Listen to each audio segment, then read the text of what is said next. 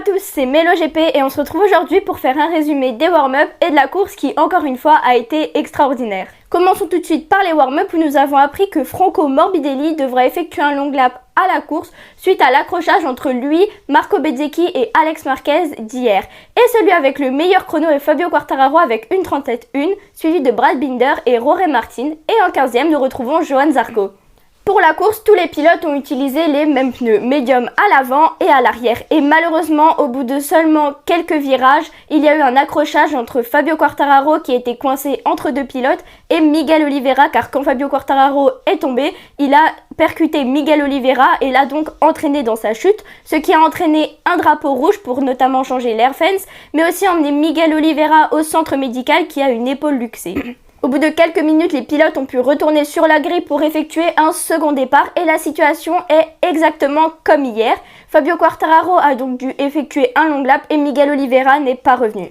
Et notre Français Fabio Quartararo, qui avait pris pour le second départ un pneu hard à l'avant, a dû réeffectuer un long lap puisque le premier était mal fait. Il est allé dans la partie verte derrière le vibreur à la fin et il a donc dû refaire son long lap.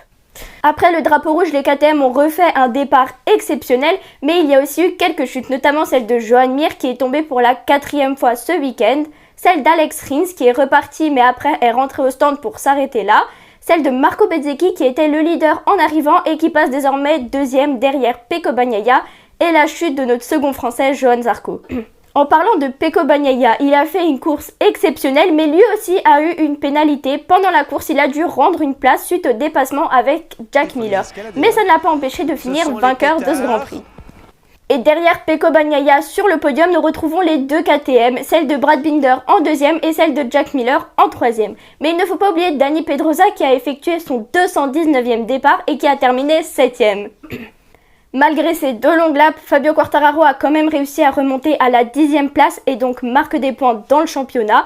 Et d'ailleurs, en reparlant de ces pénalités, est-ce que vous trouvez que toutes les pénalités de ce week-end étaient justifiées? On dirait surtout que la FIM donne rapidement des pénalités suite à l'affaire avec Marc Marquez. Demain, ne manquez pas les tests qui auront lieu sur ce même circuit à Jerez. Je vous laisse débattre en commentaire pour les pénalités et à bientôt pour de nouvelles infos GP.